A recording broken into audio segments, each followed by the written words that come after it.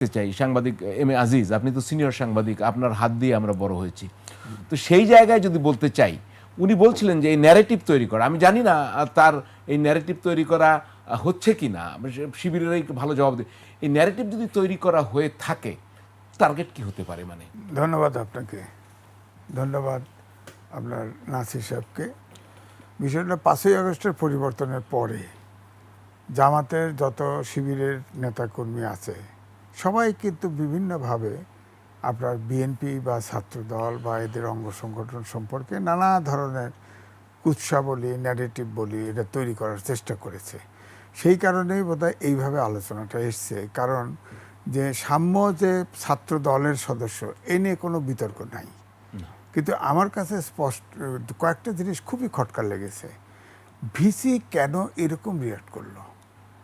আমরাও তো বিশ্ববিদ্যালয়ের ছাত্র, আমরা তো ভিসিকে বাবা সারা কথা বলতে শুনি নাই। যত ছাত্রই ক্ষিপ্ত হোক না কেন, কোনোদিনই কোনো ভিসি শিক্ষককে টেম্পার লুজ করতে দেখি নেই। উনি টেম্পার লুজ করেছেন। সুতরাং এটার কারণ কি? সুতরাং তাকেও তো জিজ্ঞাসাবাদ করা দরকার, তার এত রিয়াকশান হওয়ার কি দরকার ছিল?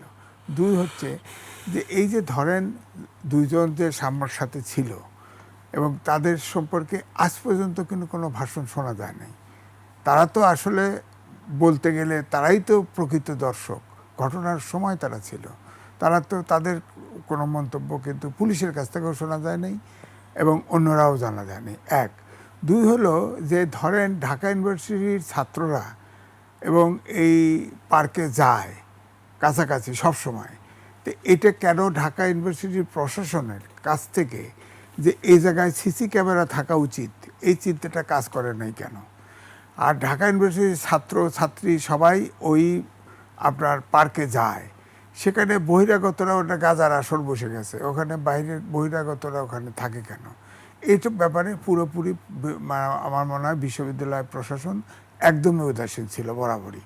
তা আমাদের মূল আলোচনার বিষয় হলো সাম্য হত্যাকাণ্ডের আপনার হত্যাকারীকে খুঁজে বার করা।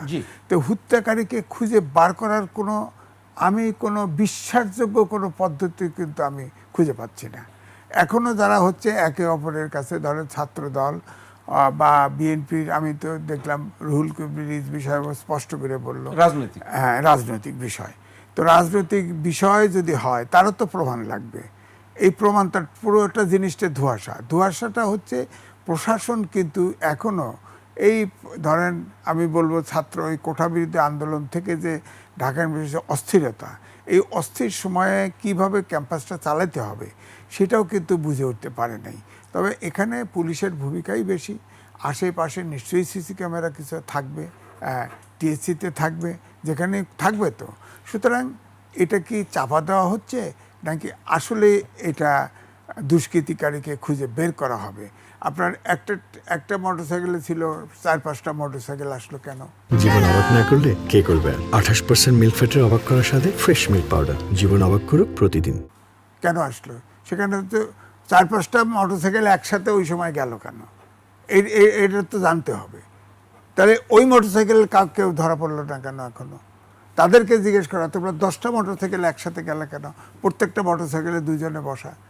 আবার তাকে সাম্যকে যে স্টেপ করা হয়েছে, একদম ওটা যদি প্রফেশনাল কিল না হয় তাহলে তো তার মারা যাওয়ার কথা না, কিন্তু মারা তো গেছে। তার মানে প্রফেশনাল কিলার বলেই সন্দেহটা ঘনীভূত হয়েছে যে তাকে কোনো ট্রেন্ড কোনো প্রফেশনাল কিলার তাকে এই স্টেপটা করেছে। সুতরাং এটা তদন্ত হতে হবে এবং তদন্তটা এমনভাবে হতে হবে যাতে বিশ্বাসযোগ্যতা পায়। কারণ ওখানে সিসি ক্যামেরা আছে কি নাই এ পর্যন্ত কোনো স্টেটমেন্ট শোনেন নাই তো। সিসি ক্যামেরা ওখানে থাকবে না কেন? টিএসসির সামনেই 1-2টা লাগানো থাকবে। আচ্ছা, না থাকলেও তো সেটাও তো বলে নাই যে আমরা সিসি ক্যামেরা ছিল না, রাত্রিবেলা কে কারে মারিয়ে গেছে খেয়াল পাইনি, কেউ তো বলছে না। আবার সাম্যর সাথে যারা ছিল তাদেরও স্টেটমেন্ট আমরা পাচ্ছি না। দুইজনের আইটনেস তো বলছে, হ্যাঁ সেটা তো অন্য বলছে। তো এই জন্য আমি বলছি যে প্রকৃতভাবে তদন্তটা এখনো সিরিয়াসলি হচ্ছে বলে আমার কাছে মনে হয়।